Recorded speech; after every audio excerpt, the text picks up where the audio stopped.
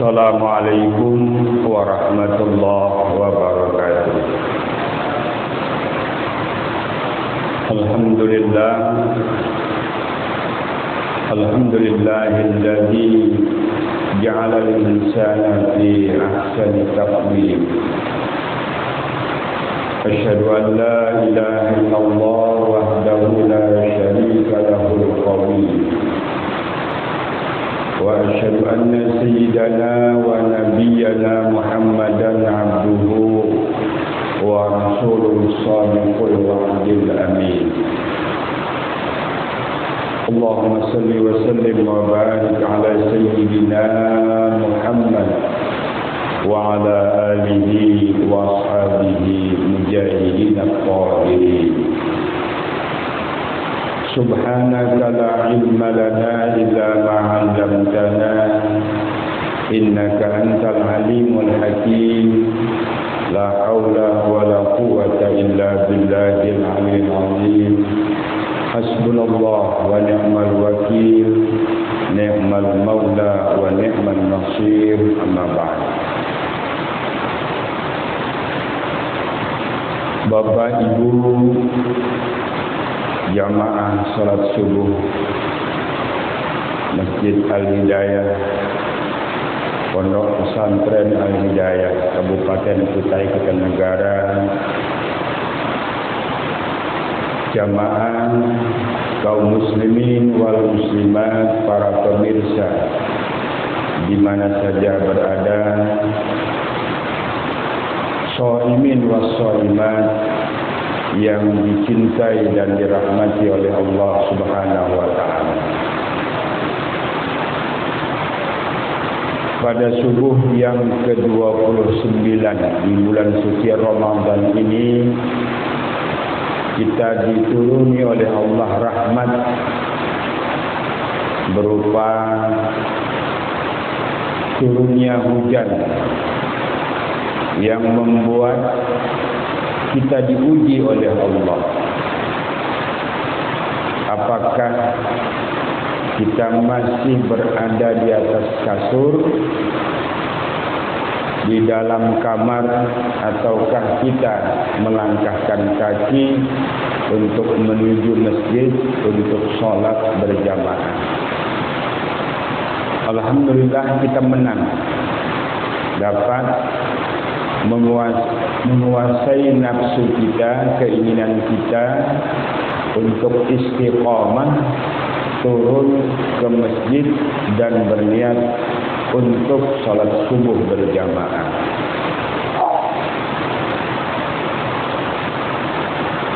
Bapak Ibu jamaah kaum muslimin wal muslimat yang dirahmati oleh Allah Subhanahu wa taala. Salawat dan salam kita sampaikan kepada yang mulia. Semoga kita mendapatkan syafaat dari beliau, junjungan kita baginda Rasul Nabiyuna Muhammadin sallallahu alaihi wasallam wa ala alihi wa ashabihi wa qarabatihi wa azwajihi wa dzurriyyatihi ajma'in. Bapak Ibu jamaah yang dirahmati oleh Allah Subhanahu wa taala. Salah satu ciri orang yang imannya mantap, imannya kokoh, imannya bagus adalah istiqamah dengan kebaikan. Memang untuk melakukan kebaikan penuh dengan ujian, tantangan, hambatan dan rintangan. Salah satunya turunnya hujan. Mungkin salah satunya lagi kesehatan kurang mendukung. Mungkin lagi salah satunya perasaan yang kurang mendukung dan lain sebagainya. Nabi pernah mengatakan al-istiqamatu khairum min alfi karamah. Keistiqomahan itu lebih baik daripada 1000 karamat. Jadi orang keramat itu orang yang dimuliakan oleh Allah. Ternyata perbuatan kita bisa bertahan untuk melakukan kebaikan walaupun dihadang oleh ujian, tantangan, hambatan, rintangan. Lalu kita bisa keluar dari rintangan itu, maka kita memperoleh lebih baik daripada 1000 macam karamat yang Allah berikan kepada orang-orang yang mulia dan dimuliakan Allah. Oleh karena itu, hasil proses ibadah puasa kita di dalam bulan suci Ramadan ini salah satu akan memantapkan diri kita, membuat kita itu tekun, membuat kita itu sungguh, membuat kita itu sayang meninggalkan ibadah, membuat kita itu berhati-hati.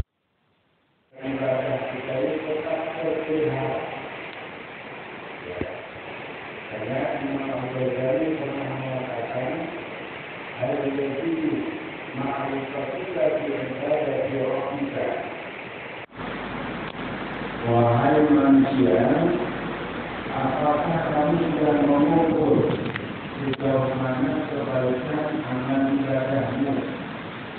Jadi kita berusaha untuk terus memperbaiki, terus meningkatkan, terus memelihara, menjaga agar ibadah yang sudah kita lakukan jangan sampai terlewat. Jangan sampai merosot. Kalau perlu beraktivitas naik terus. Nah, tentunya kita akan diberikan oleh Allah berupa kekuatan, semangat yang tinggi agar dalam beribadah ini kita tidak pernah berlutut apalagi bermasalah. Bapak-ibu yang dirahmati oleh Allah.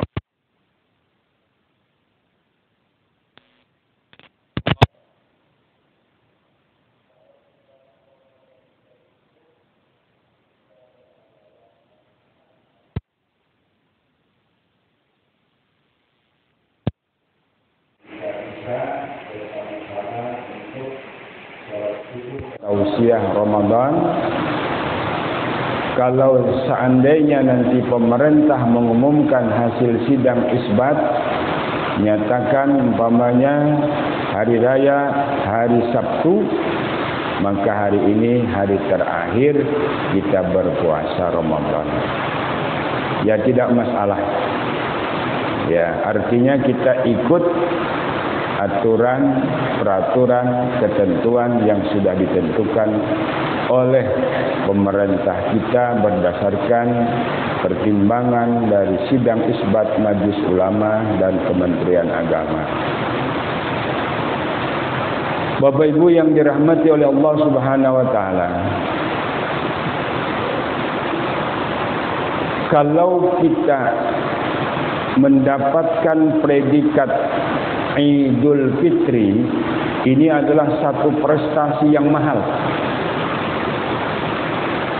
Tidak ada kenikmatan yang paling nikmat, tidak ada harta yang paling mahal, tidak ada jabatan yang paling tinggi, tidak ada sesuatu yang lebih berharga daripada predikat Idul Fitri.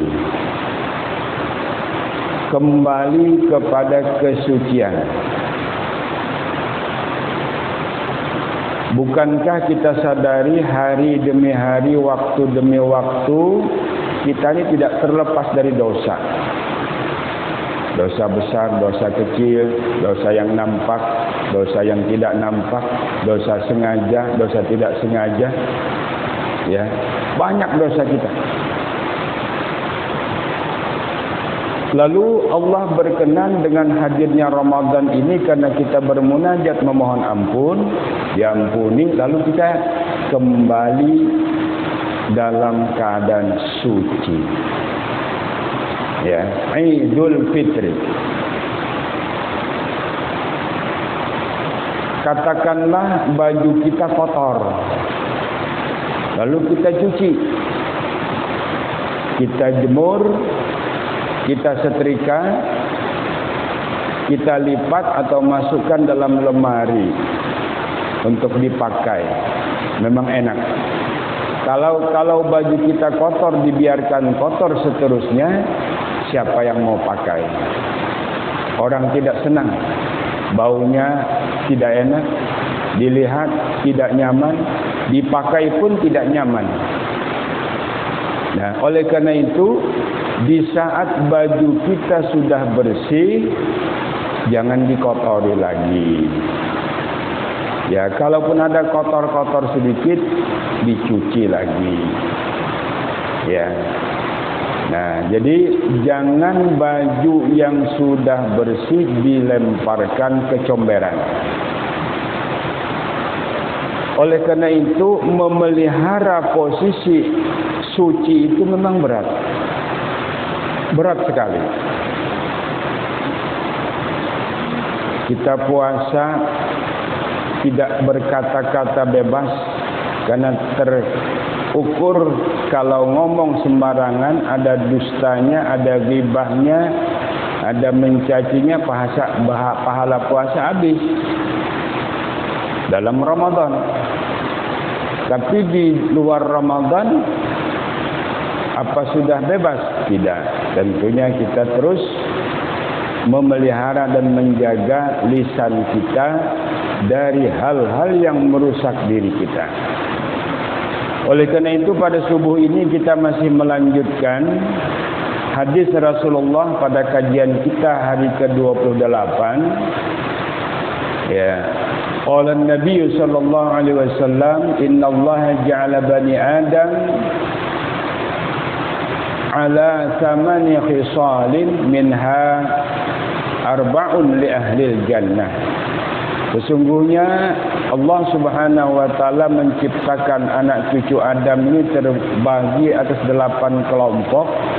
4 kelompok di antara 8 itu yang ahli syurga, dan 4 kelompok di antara 8 itu yang ahli neraka. Kemarin kita sudah membahas 4 yang ahli syurga. Pertama, wajhun malih, muka berseri-seri, artinya suka senyum dengan orang. Yang kedua, walisanun qasih, ya, mempunyai lidah yang ucapannya santun, enak, tidak menyakitkan. Yang ketiga, wa qalbun taqiyun, memiliki hati yang selalu takwa kepada Allah. Yang keempat, wa yadun sakhiyun, memiliki tangan yang dermawan. Ini ahli syurga. Kebalikan daripada ahli syurga berarti ahli neraka. Ya. Lalu kita bertanya, berapa banyak jumlah ahli syurga dan berapa banyak ahli neraka? Atau banyak mana penduduk syurga dengan dibanding dengan penduduk neraka?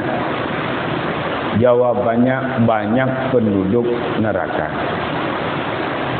Syurga tidak banyak. Ya. Oleh karena itu Rasulullah sallallahu alaihi wasallam sering berdoa, Allahumma ja'alni minal qalil, Allahumma ja'alni minal qalil. Ya Allah, jadikan saya kelompok orang yang sedikit. Kan ini di masjidnya sedikit aja. Ya. Berapa orang? 4 tambah 4, 8, 9 dengan saya. Ya. 9 orang. Kenapa Rasulullah berdoa Allahumma ja'alni minal qalil? Karena orang yang beriman itu tidak banyak. Yang betul beriman itu sedikit saja. Yang orang sering untuk bersyukur kepada Allah juga sedikit. Orang yang takwa sedikit. Orang dermawan sedikit. Ya. Orang yang suka duduk di majlis ta'lim, majlis ilmu itu sedikit sekali. Orang yang mau memburu pengajian itu sedikit. Ya, orang yang mau belajar agama dengan tekun, mengamalkan, itu sedikit. Sedikit saja.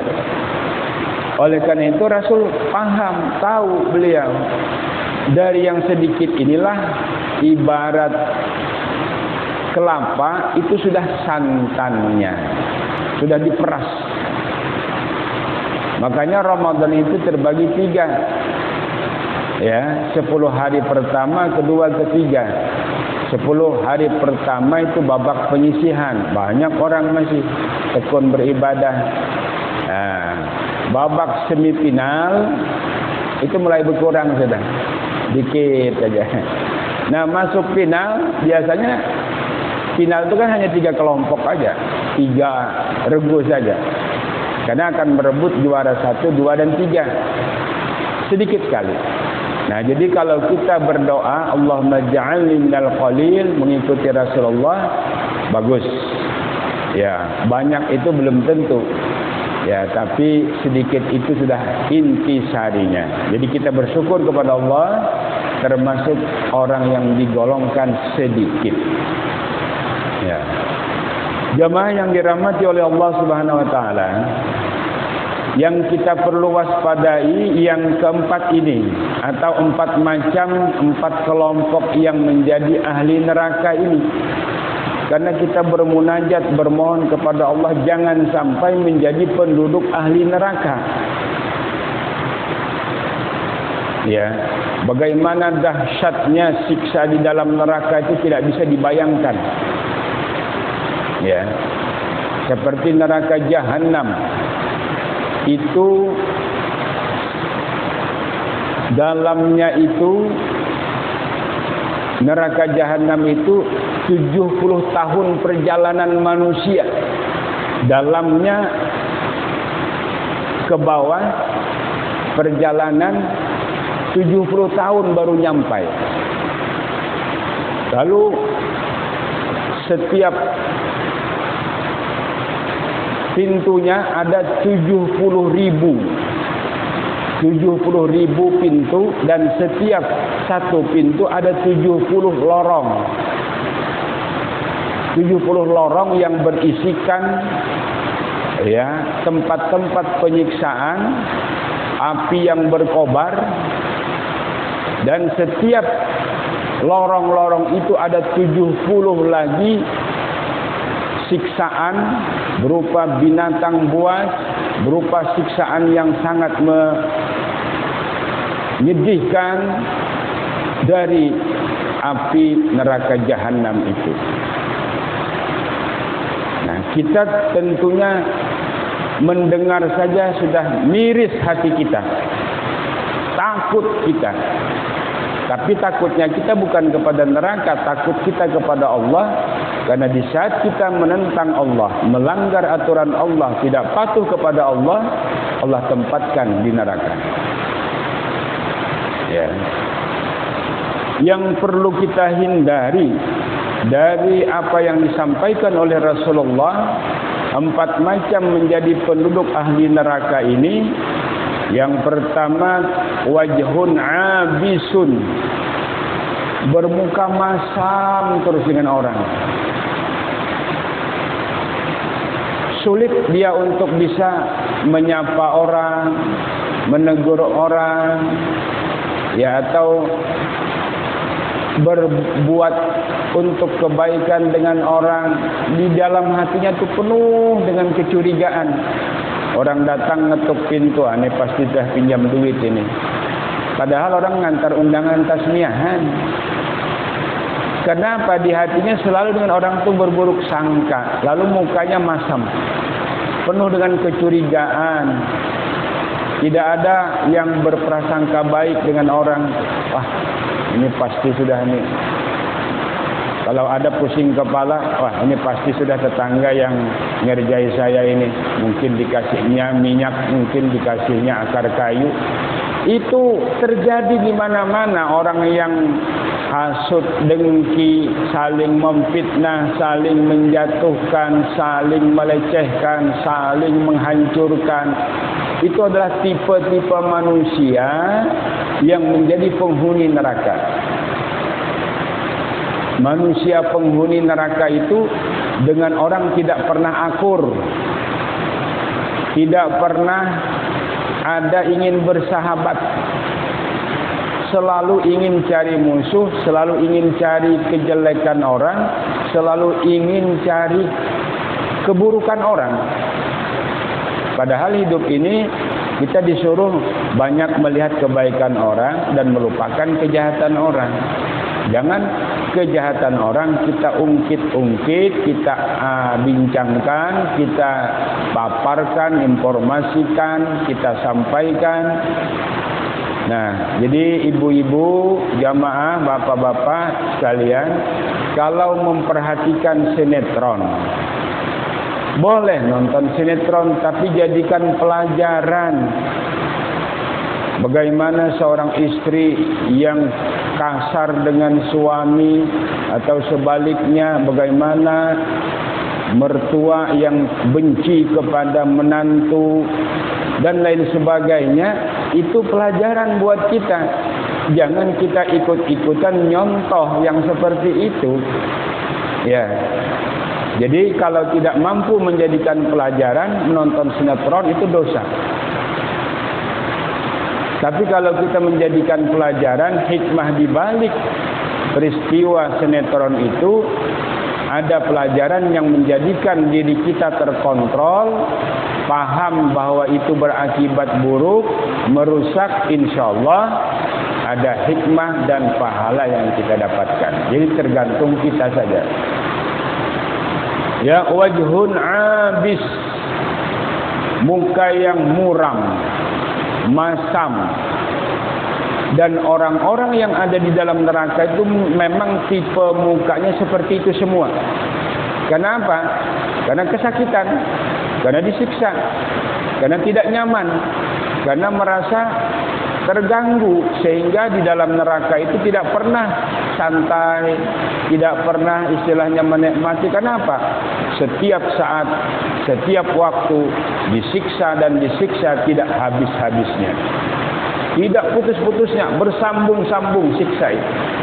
Hancur, dijadikan lagi, disiksa lagi, hancur lagi, disiksa lagi, hancur lagi, disiksa terus. Na'udzubillah.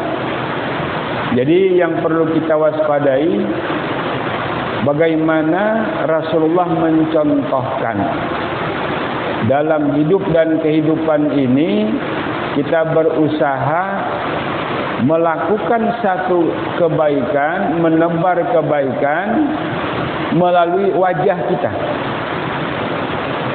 Jadi dalam satu penelitian, Bapak Ibu jamaah sekalian, ya, ada orang yang tua tapi awet muda. Ternyata setelah diteliti, orang ini memang tidak pernah berbuat yang bukan-bukan dan selalu tampil ceria dan selalu menyapa orang, menegur orang, selalu berbaik sangka.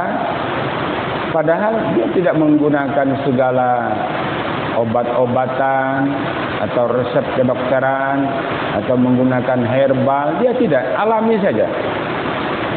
Tapi hasil wajahnya itu awet muda karena memang pembawaannya, karakternya adalah orang yang enak dipandang. Ya. Jadi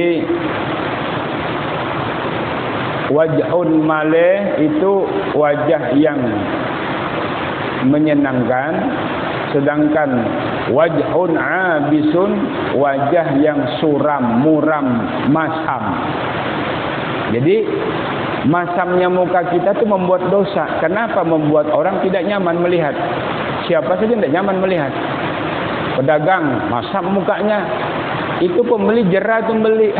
Paling-paling hari ini aku beli, besok tidak lagi aku. Masam mukanya. Tapi ada pedagang yang ramah. Nah, belum lagi kita masuk, Bu, apa yang kita beli? Oh, ini bagus, Bu, harganya sekian. Ibu kalau mau beli, saya pilihkan yang bagus di sini. Ini harganya begini. Senang kita. Tapi ada orang yang ditanya saja menjawabnya itu ketus. Bu, bisa kurang ah? Nggak bisa.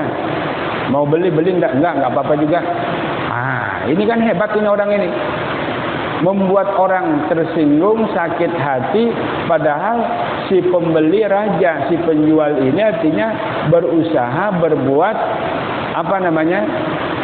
berbuat baik melalui wajahnya.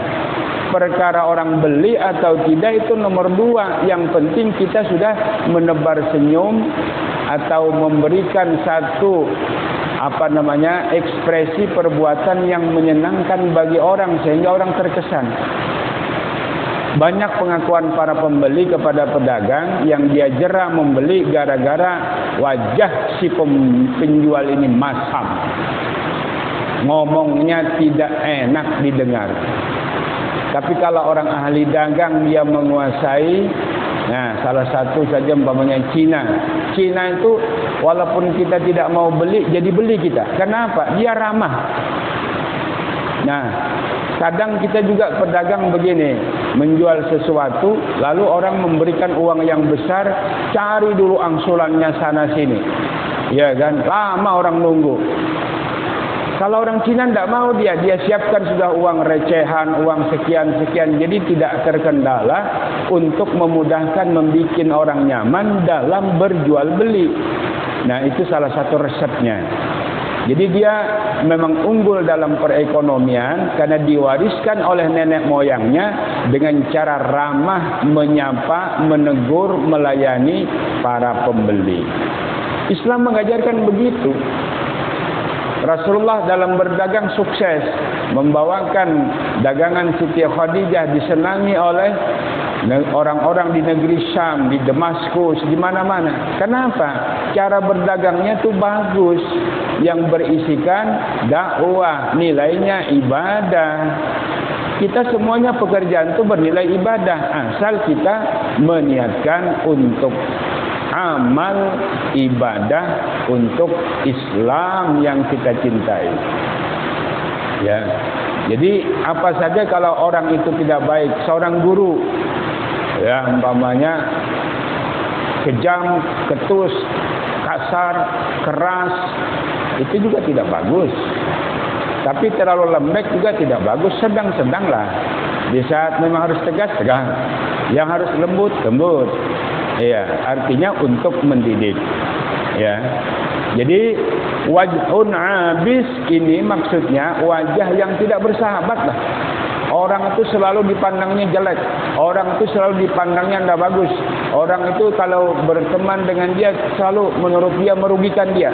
Sehingga dia ekspresi penerimaan pertama sudah tidak enak dengan orang. Pada hakikatnya orang seperti ini sebenarnya tersiksa batinnya. Karena dia tidak bisa menampilkan salah satu anggota wajahnya untuk menjadikan sarana untuk beribadah. Padahal muka itu bisa untuk beribadah, tangan bisa untuk beribadah, mulut bisa untuk beribadah. Semua anggota badan kita ini bisa kita gunakan untuk beribadah. Tetapi bisa juga seluruh anggota badan kita ini berpotensi untuk mendatangkan dosa dan dosa. Jamaah yang dirahmati oleh Allah, yang kedua yang menjadi penduduk ahli neraka selain daripada wajah masam, muram, kusut, tidak menyenangkan. Yang kedua walisanun fahishun, lidah yang ketus, keji, kotor, berbisa, beracun, omongannya beracun. Omongannya beracun. Yang namanya racun mematikan. Dia melepas kata, menyampaikan ucapan kurang terkontrol. Lisanun am, lisanun fahishun. Kita berpikir Kalau sudah orang ditimpakan satu kesombongan begitu ya. Kesombongan. Sombong itu bahasa Arabnya kabbara yukabbiru. Artinya merasa dirinya itu besar. Ya kan? Merasa lebih dari orang, merasa lebih pintar, lebih hebat, lebih kaya, lebih gagah, lebih berkuasa, lebih cantik, lebih lebih mulia. Nah, apabila orang sudah terjangkit perasaan takabur, sombong itu, dia pasti melakukan yang ini, walisanun fahishin. Ya. Keluar kau, umpamanya. Atau umpamanya dia sebagai pejabat, sebagai atasan, sebagai orang yang disegani, sehingga kepada karyawan, anak buah, siapa saja, ya, tidak ada pandang bulu, ya, sikat. Ya, ini termasuk walisanun fahish. Walisanun fahish. Ya. Jemaah yang dirahmati oleh Allah, pada waktu kita sakaratul maut, nanti mulut kita kan akan mengucap dua kalimat syahadat atau kalimat tauhid. Lalu ada yang bisa mengucap, ada yang tidak, walaupun dibimbing sudah. Coba ikuti saya. Asyhadu an la ilaha illallah wa asyhadu anna Muhammadar Rasulullah. Enggak bisa dia. Ya. Pade, coba sama-sama iringi saya. La ilaha illallah Muhammadur Rasulullah. Banyak kan yang begitu. Lalu pertanyaannya, apa sebabnya terjadi begitu? Salah satu orang yang tidak mampu mengucap kalimat tauhid, kalimat syahadat pada akhir hayatnya itu karena mulutnya setelah dihitung banyak melakukan perbuatan dosa daripada perbuatan baik. Karena roh kita ini akan keluar nanti berbagai macam penjuru. Di saat malaikat Ijrail mencabut nyawa itu, ya, terkadang bisa lewat tenggorokan, mulut, bisa lewat tangan, lewat kaki, lewat perut dan lain sebagainya. Lalu anggota badan kita ini bersaksi semua. Di saat ditarik melalui kaki, kata kaki, saya ini digunakannya untuk beramal. Sering dia datang ke masjid, majlis taklim, pengajian, sholat berjamaah. Jangan lewat di kaki saya. Ya kan, karena kalau di kaki saya nanti roh dicabut, sakit kata kaki saya. Nggak jadi, depending. Lalu mau ditarik lagi roh tadi lewat tangan. Kata tangan, nanti dulu. Saya ini selama hidup orang ini digunakannya untuk kebaikan, terus membantu orang, nolongi orang. Pekerjaan orang ditolonginya, dibantunya, tangannya banyak melakukan amal ibadah. Tak jadi lagi tangan tadi ditarik rohnya melalui tangan.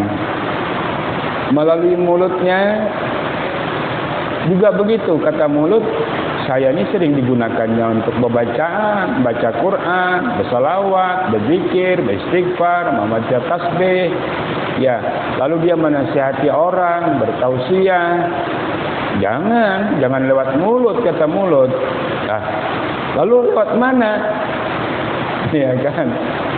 kaki tidak bisa, mulut tidak bisa, tangan tidak bisa, kepala, mata, hidung tidak bisa. Lalu lewat mana roh mau keluar? Nah, ternyata rahasianya roh tadi tetap dikeluarkan, tetapi tidak terasa sakit. Maksudnya karena seluruh anggota badan kita ini sudah berpotensi kita gunakan untuk melakukan kebaikan amal ibadah selama hidup kita.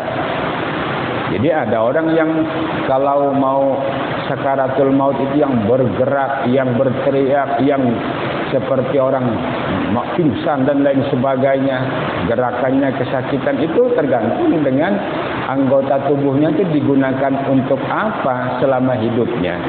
Kalau digunakan untuk beribadah, insya Allah dia meninggalnya dengan senyum, tenang, tidak seperti orang yang ingin mabuk itu gerakannya, tidak, tenang saja.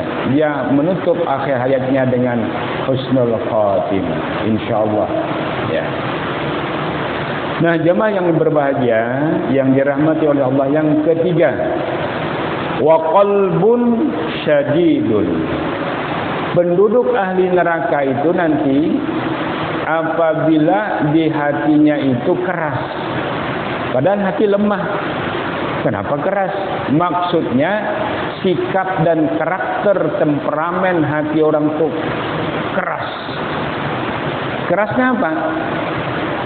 Hati itu akan keras kalau tidak disiram. Siramnya apa? Dengan iman dan takwa. Hati tidak pernah tersentuh dengan kebaikan. Hati tidak pernah dimasuki oleh ajaran, oleh amal, oleh ibadah, oleh kebaikan. Lalu hati tadi membeku, keras, kasar. Lalu di saat dinasihati tidak nerima, perasaannya dia yang paling benar.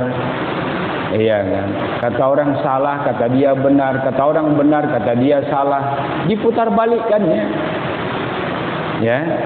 Karena di dalam hati inilah bersarangnya, berkumpulnya kebaikan iman kita. Di saat hati kita sudah tersiram dengan siraman rohani seperti ini, lembut dia, subur dia, persis seperti tanaman. Coba jamaah sekalian, para pemirsa, kalau kita menanam bibit apa sajalah, tanahnya gembur, ya subur, kita pupuk, kita rawat, kita siram, dia subur tumbuhnya. Coba saja ambil tanah yang keras, tanami, walaupun bibit unggul, dia tidak akan tumbuh dengan baik, bahkan mati. Jadi bagaimana hati kita? Karena itu akan menyuburkan seluruh amal ibadah kita. Oleh karena itu, hati ini perlu dijaga, dipelihara, dirawat, dibersihkan. Imam Al-Ghazali mengumpamakan begini. Hati itu persis seperti kaca. Kaca ya. Kaca cermin lah begitu ya di rumah kita. Coba sejak kita beli berpuluh-puluh tahun, umpamanya cermin itu jangan digosok-gosok. Jangan dibersih-bersihkan. Kabur dia. Kenapa? Tidak terasa hari demi hari itu ada debu yang nempel di kaca tadi. Sedikit ada debu, sedikit. Jadi lama-kelamaan cermin tadi di saat kita mengaca di depan cermin tidak kelihatan. Kabur. Ya, kenapa jadi kabur? Karena ada debu. Tapi kalau si pemilik cermin di saat melihat cerminnya ada kotor, dia bersihkan, dia lap dengan tisu, dengan kain, bersih dia. Ya. Jadi artinya di saat hati manusia tidak tersentuh dengan pembersih, ya, pembersihnya apa? Makanan hati apa? Iman dan takwa, ibadah, ilmu, ketakwaan, ya, yang harus kita lakukan harus imbang. Kita sudah makan 4 sehat 5 sempurna tiap hari, insyaallah sehat badan kita. Tapi rohani kita sudah sehat tak? Belum tentu. Ya, jadi ada orang yang sehat jasmaninya, rohaninya bermasalah. Ya, artinya tidak imbang. Padahal kita memiliki dua unsur jasmani dan rohani yang perlu kita rawat. Nah, jemaah yang berbahagia, wa qalbun syadidun. Hati yang lembut, hati yang mudah menerima kebaikan, hati yang tersentuh dengan ajaran-ajaran Allah, hati yang bisa meneteskan air mata karena takut kepada Allah. Inilah hati yang nanti pemilik hati tadi akan dimasukkan ke dalam surganya Allah. Tapi pemilik hati yang kasar, ketus, keras, tidak menerima saran, tidak mau menerima kebaikan, orang lain semua salah, hanya dia yang benar. Ini hati, si pemilik hati ini bukan hatinya saja, si pemilik hatinya akan ditaruh oleh Allah nanti di dalam neraka Jahannam. Na'udzubillah. Ya Allah, makanya kita berdoa, tsabbit qalbi ala dinika wa ala ta'atik, kan begitu. Ya Allah, tetapkan hati saya ini ala dinik, atas ajaran agamamu ya Allah, wa ala ta'atik, dan atas ketaatanku selalu kepadamu ya Allah, jangan berkurang, kalau perlu terus bertambah ketaatanku ya Allah kepadamu. Kita bermunajat kepada Allah. Kenapa? Ya muqallibal qulub. Hati itu kan berbolak-balik. Kadang iya, kadang tidak. Kadang yakin, kadang ragu. Kadang mau, kadang tidak. Begitu saja. Nah, yang membolak-balikan hati ini siapa? Allah. Ya. Tapi atas dasar gangguan daripada syaitan. Lalu kita bermunajat kepada Allah supaya tsabbit qalbi ala dinik, selalu istiqamah ya dengan kebaikan kita dalam melakukan amal ibadah. Jadi qalbun syadidun itu pemilik hatinya akan ditaruh oleh Allah dulu di dalam neraka. Berapa lama? Ya dicuci sampai bersih. Samalah umpamanya orang membawa mobilnya ke pencucian. Kalau mobilnya datang dari kubangan lumpur, ya, maka nyucinya lama. Ya. Disemprot dulu, digosok dulu, dibilas lagi, disabun, dibuangi tanahnya, dikorek dan lain sebagainya. Kenapa? Tanahnya banyak. Iya. Dosanya banyak. Lama. Berapa lama? Tergantung dengan dosa-dosa yang dimilikinya. Jadi ini wa qalbun syadidun, hati yang tidak menerima kepada kebaikan dan kebenaran inilah bencana. Lebih hebat bencana daripada COVID-19. Lebih hebat daripada bencana tsunami.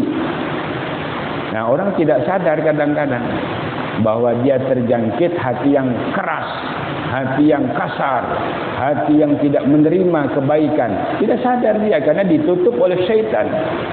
Perasaannya bujur aja, betul aja, bagus aja. Tidak mau menimbang-nimbang. Nah, makanya orang yang hatinya lembut, bagaimana melembutkannya? Dipupuk. Tanaman itu akan subur kalau dipupuk, kalau dirawat, kalau disiram. Coba bayangkan tidak dirawat, tidak dipupuk, tidak disiram, mati. Karena hati itu ada hati yang berpenyakit, ada hati yang sehat, ada hati yang mati. 3 macam hati kita itu. Hati yang mati bagaimana? Nah, itu orang-orang kafir yang tidak menerima lagi kebaikan dan kebenaran ajaran Allah. Ya kan? Ya. Wa minan nasi may yaqulu amanna billahi wa bil yaumil akhir wa ma hum bimumin. Sebagian manusia kata Allah, ada yang mengatakan beriman, sebenarnya dia tidak beriman. Mulutnya saja ngaku beriman karena hatinya tadi tidak menerima kebenaran tadi. Ya. Innal ladzina kafaru sawa'un 'alaihim a anzartahum am lam tundirhum la yu'minun. Sesungguhnya orang kafir itu ya anzartahum, ya diberikan peringatan atau tidak sama saja, tidak mau dia, tidak yakin dia, tidak percaya dia. am lam tunzirhum la yu'min, tetap juga tidak beriman kalau bukan hidayah Allah yang akan memberikan kepada dia. Nah, jadi artinya kita memahami bagaimana menjaga hati. Ya kan, kalau Agim kan jagalah hatimu, kan ada lagunya itu. Nah, memang benar. Yang terakhir, Bapak Ibu yang dirahmati oleh Allah Subhanahu wa taala. Yang terakhir yang menjadi penduduk neraka, ya 4 macam yang terakhir, yang keempat adalah wayadun bakhilun. Punya tangan bakhil. Maksudnya tidak mau suka memberi. Hatinya tuh berat aja kalau mau mengeluarkan dengan orang tuh. Ada saja alasan tuh. Ada aja pertimbangannya. Tidak ada yang merasa langsung plak, langsung enggak. Nah, jadi begini, jamaah yang dirahmati oleh Allah, apabila kita ada keinginan untuk melakukan kebaikan atau memberi sesuatu lah kepada siapa saja melalui tangan kita, jangan ditunda. Karena itu bisa saja nanti akan berubah. Syaitan datang. Ah, banyaknya bang. Oh, sayangnya bang, kita kan masih perlu lagi. Coba disimpan aja masuk dalam kulkas. Nanti kan besok masih bisa dimakan. Itu syaitan itu. Syaitan sudah. Dan ini kita waspadai kalau kita merasa sayang, yang mestinya harus kita bagi, kita merasa sayang. Itu jelas syaitan saja. Sayang itu ada, tapi justru yang sayang itu yang kita berikan yang terbaik. Dan yang kita berikan itu bukan untuk orang lain, untuk kita sendiri yang kita nanti nikmati. Masa kita memberikan sesuatu yang jelek?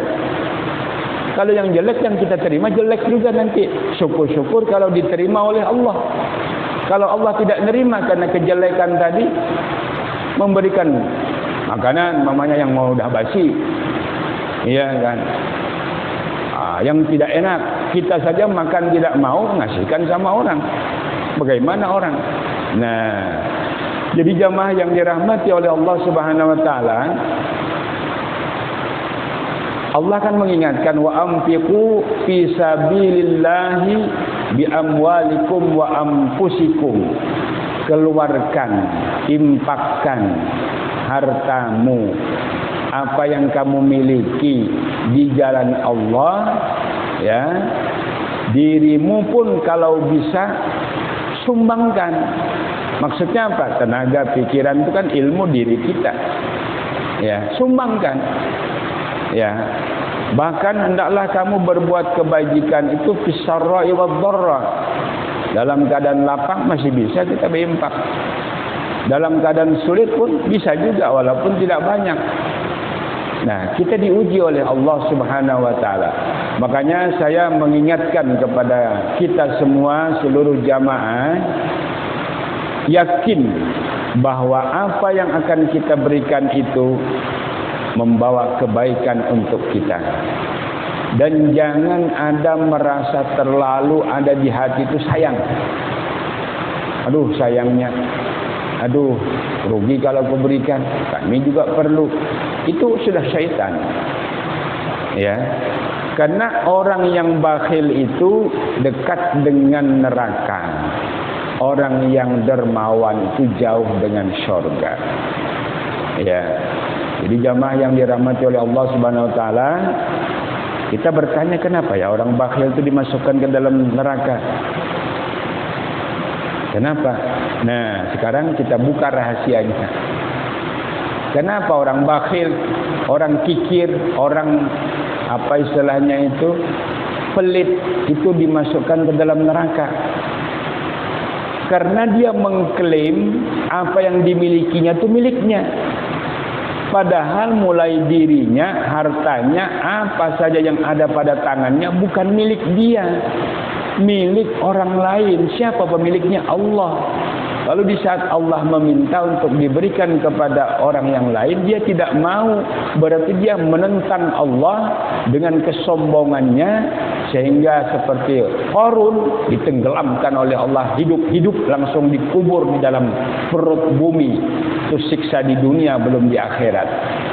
Jadi pelajaran besar buat kita dalam hidup ini. Dan kita sudah dijanjikan oleh Allah, orang yang suka memberi, orang yang dermawan, Allah akan ganti yang lebih baik. Allah berikan sesuatu yang paling hebat lagi. Kita yakin saja. Tidak ada orang yang rajin infak jatuh bangkrut. Tidak ada orang yang rajin melakukan kebaikan untuk dermawan dalam berbagai hal yang menjadikan mungkin sulit hidupnya. Tidak ada itu. Sudah dijamin itu. Sudah dijamin oleh Allah. Nah, oleh karena itu tinggal keyakinan kita. Saya tidak punya harta, saya berimpak dengan tenaga. Saya tidak punya harta, saya berimpak dengan nasihat saya, dengan ilmu, ya, dengan pikiran. Apa saja yang dapat saya berikan untuk agama Allah, saya impakkan. Nah, sehingga Allah menjanjikan dalam surah At-Taubah ayat 111, ya. A'udzubillahi minasyaitonirrajim. Bismillahirrahmanirrahim. Innallaha ashtara minal mu'minina anfusahum wa amwalahum bi anna lahumul jannah. Sesungguhnya Allah akan menebusi, mengganti orang-orang yang berjuang di jalan Allah, ya, dengan harta benda dan jiwa raganya. Dengan jiwa raganya. Hartanya dia sumbangkan, ilmunya dia sumbangkan, tenaganya, jiwanya, raganya digunakannya, diimpakkannya di jalan Allah. Apa janji Allah? Ya, bi anna lahumul jannah. Orang ini kuberikan jaminan untuk mendapatkan syurga Allah. Tebusannya syurga, bayarannya syurga. Janji Allah, bukan janji manusia. Nah, jadi artinya jangan ragu kita. Ingat saja, kalau ada gangguan yang merasa sayang perhitungan, kalau perhitungan itu syaitan saja. Syaitan saja. Yang mengganjal kita, yang nanti kita akan menjadi penyesalan berkepanjangan. Iya kan? Dulu pernah sudah saya ceritakan, seorang anak gadis pagi-pagi buta mengetuk rumah Rasulullah. Ya Rasul, celaka ibu saya, celaka ibu saya. Kata Rasul, ada apa nak? Ibu saya tadi malam saya lihat dalam mimpi saya di dalam neraka.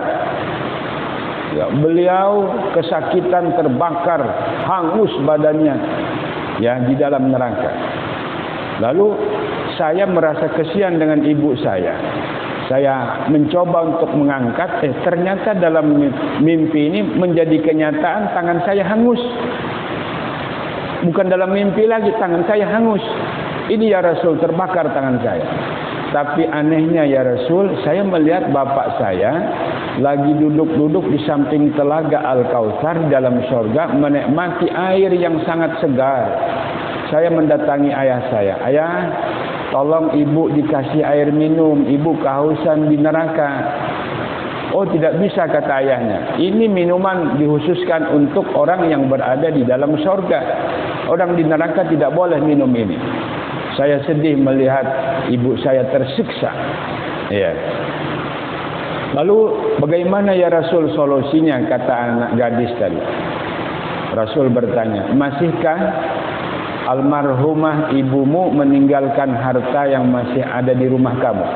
Ada ya Rasul, beberapa gram emas, beberapa dirham uang. Ayo cepat pulang kamu. Kamu cepat bagi-bagi itu.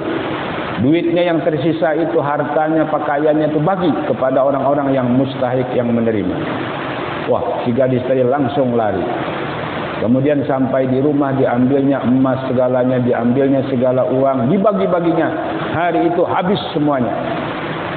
Nah, di malam harinya dia bermimpi melihat ibunya sudah duduk bersanding di dalam surga, menikmati air di telaga Al-Kautsar bersama ayahnya. Senang dia melihat. Besoknya dia lapor lagi kepada Rasulullah. Ya Rasul, saya sudah bersyukur ibu saya sudah diangkat dari neraka, sudah disandingkan oleh Allah di dalam surga bersama ayah, dan sudah menikmati segarnya minuman air telaga Al-Kautsar ya Rasul. Tapi bagaimana dengan tangan saya yang hangus terbakar nih ya Rasul? Rasulullah mengangkat tangan, bermunajat, mendoakan si gadis ini. Seketika tangannya pulih kembali bersih dari hangus terbakarnya jilatan api neraka, padahal cuman dalam mimpi.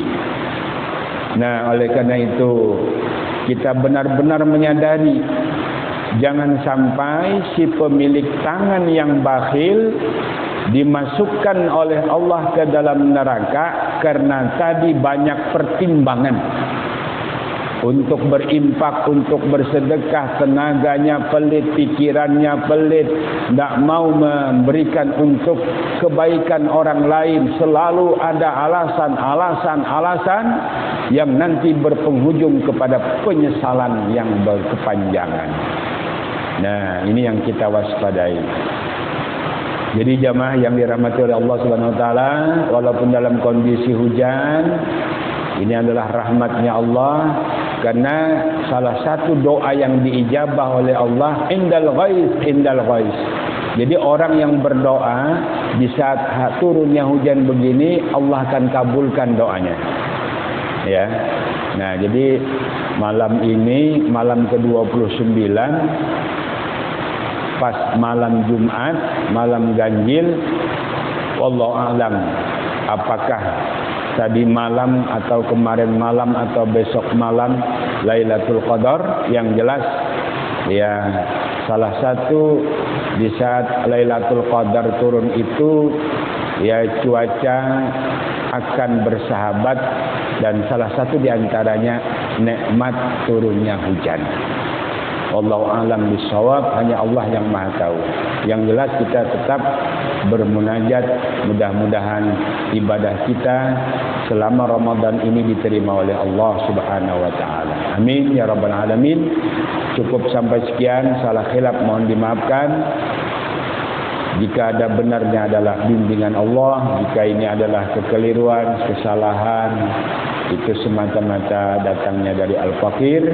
Kita tutup dengan membaca hamdalah, alhamdulillahirabbil alamin, subhanakallahumma wa bihamdika, asyhadu an la ilaha illa anta, astaghfiruka wa atubu ilaik. Assalamualaikum warahmatullahi wabarakatuh.